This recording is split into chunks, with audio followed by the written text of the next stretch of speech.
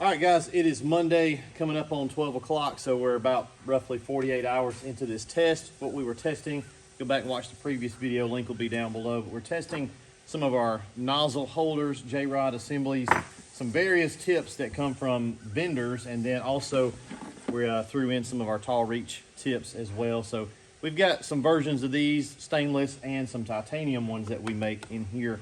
And we had some comments of guys asking about the grade of the stainless, and so we decided to do a bleach test. As you can see, this is really, really nasty, and as I predicted, there is a lot of corrosion in here. Now, this is straight 12% bleach, so it's sat 48 hours. So we're gonna pick this up, try not to spill it, and walk outside, and we'll dump her out and see what we got in here.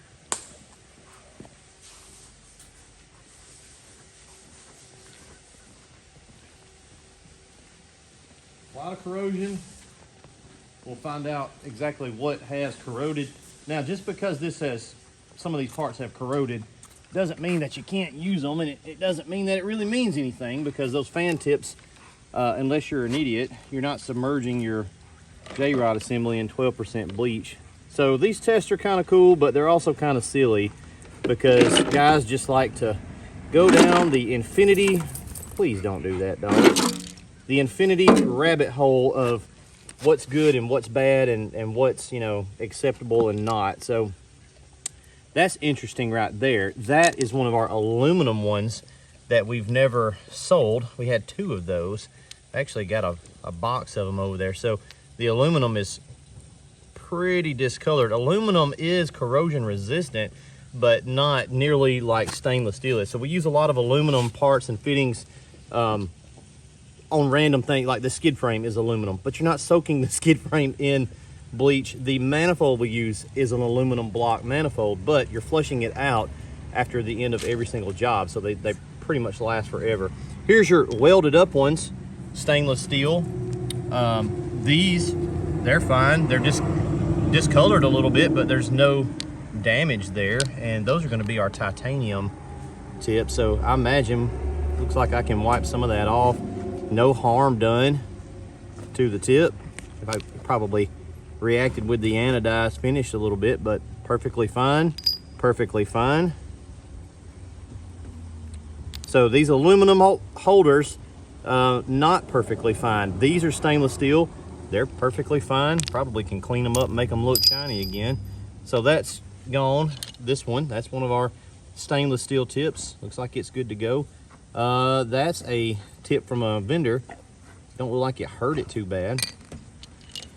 This is going to be titanium, titanium, stainless steel, stainless steel, stainless steel, titanium, titanium, plastic, obviously.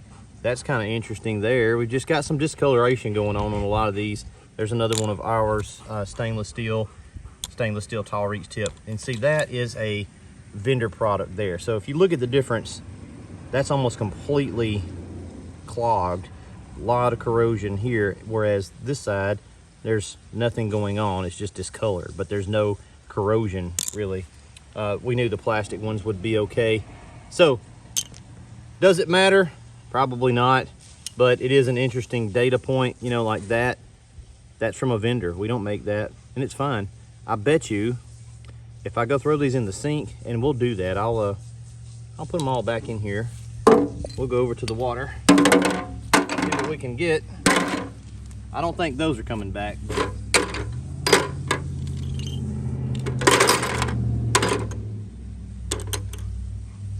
that one looks pretty good. That's from a vendor. It's a 0 degree from one of the big distributors. We've got the hose over here running anyway.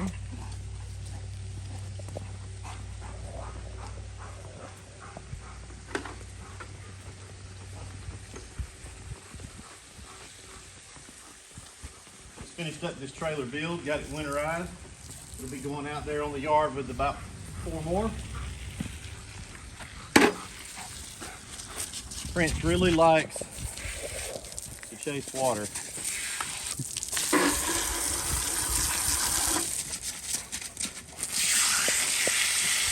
Hard to get things done up here with the German Shepherd.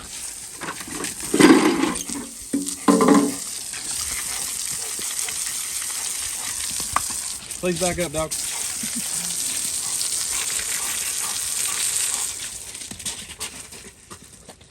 Yeah, it don't take much to make Prince happy.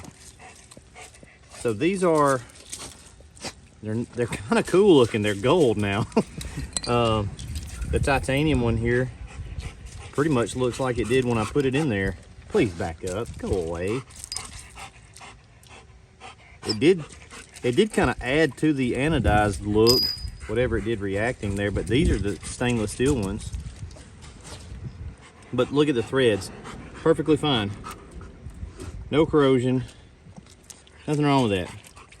Just, I guess it's just blinged out now, it's gold, so. And that's what you get. No problems, no problems. Southeast product, no problems. Southeast titanium, again, another one, no problems. Aluminum, not so great, not so great.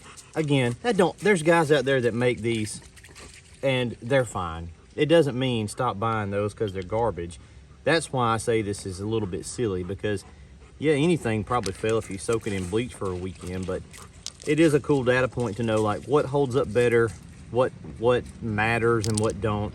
All these things, these are fine.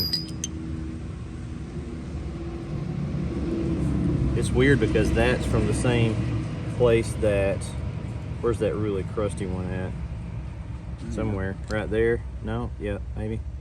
You know what, and that, it's still usable. Like there's a little bit of crap going on here, but nothing here is just destroyed except for these aluminum holders. They're pretty much shot out. So anyway, take that for whatever it's worth, guys.